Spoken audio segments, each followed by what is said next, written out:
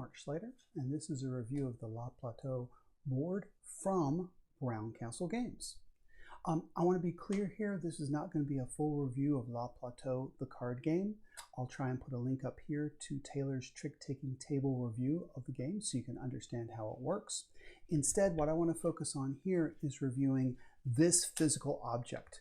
So think of this as maybe kind of like reviewing a cribbage board, but not the game cribbage, or reviewing a 3D Catan board, but not the game Catan. However, because I think it's helpful, I'm going to give you some context on how Le Plateau is played so you understand what the board brings to the game. Here's what you need to play Le Plateau. In fact, this is the set that I used the first couple of times I played the game. You need a board. I printed this out from the files on Board Game Geek. There'll be a link in the description. You need a tarot deck, so not a regular playing card deck. You need a tarot deck, and I will also put a link in the description for where I got this deck. You need some reversible discs. So these are just Othello playing pieces, black on one side, white on the other. And it is really helpful to have a reference sheet like this. I got this from one of the early versions of the rules so that players know how to bid. Now, I'm not going to cover bidding, but I do want to talk about the object of the game. In a lot of games, when you have a card game with contracts, the contract is to take a certain number of tricks. But in this game, the object is to connect certain sides of the board. So for example, you might have a bid that says, I want to connect one side of the board with the opposite side of the board. Something like this, that is called a bridge. Or maybe I want to connect three sides of the board and I need to connect three sides that are not adjacent to each other, what the game calls a Y. So here's one side, another side, there's the last side.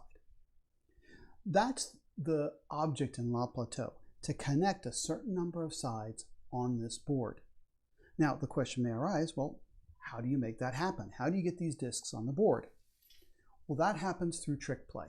So let's pretend that the following trick was happening. I'm going to tell you right now, let's pretend that this happened on the 9th trick. That'll be important in just a minute. And let's assume that somebody led the 4 of diamonds. That was followed by the valet of diamonds, what we call a jack.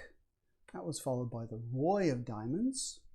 That was trumped with the 6 of trump. This is what the trump suit looks like in my tarot deck. And then that was over trumped by the 21. Let's assume that the team that was trying to connect sides, the team with the contract, took this trick. So what's going to happen here? Well, we're going to put discs out based on what was captured. So that was the 9th trick. These numbers in gold represent which trick number it is. So the team would put that out. Let's see, the valet of diamonds is up here. The king or the roy of diamonds is right there. The 6 of trump is right there. And the 21 of trump is right there. So if this was the trick, and these were the cards that were taken by the team trying to make the contract, those discs would go out on the board, and you can see that this really helps connect the different sides. On the other hand, if this was not taken by the team that was trying to make the contract, but the team that was trying to fight them to make sure they lose the contract, all of these would be turned to the white side. And now they are blocking access to the different sides. So the game really is this fight over control. Trick play puts discs out on the board. You use those discs to connect to 2, 3, 4, 5, or even all 6 sides. So that's the basic idea of the game. Let's talk about what the BrownCastle board brings to this game. All right, what do you get from BrownCastle? First off, you get this board. Let me show you a couple things here. On the back, there are some holes. I'll show you why those are necessary in just a minute.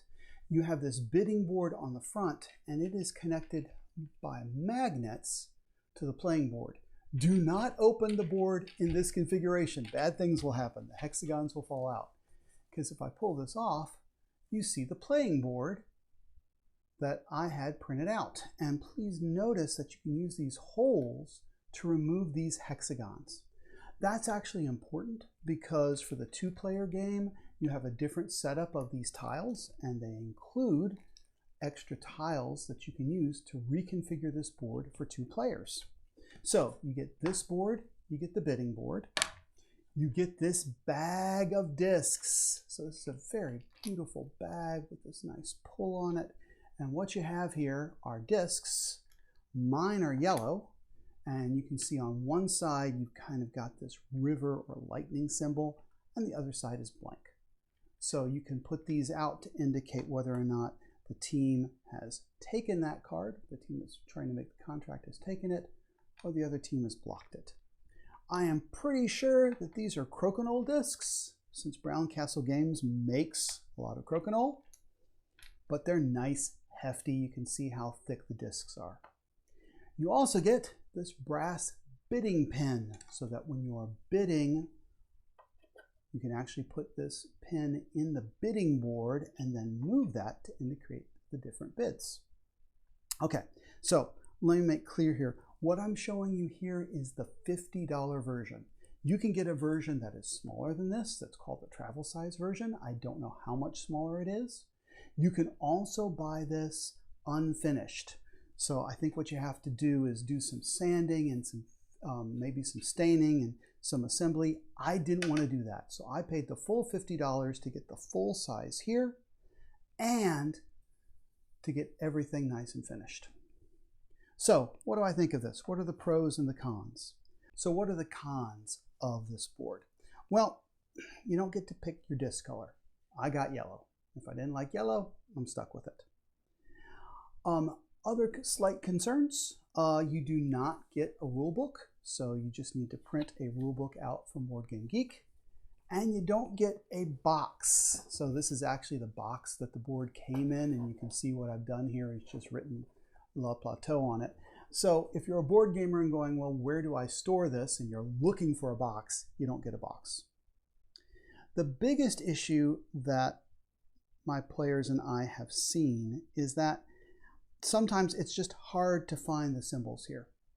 The colors chosen here are supposedly matching a tarot deck made by Sai Beppu, and that's great, but I don't have that deck. And in particular, some people have complained about the yellow, that the yellow is just hard to see across the board.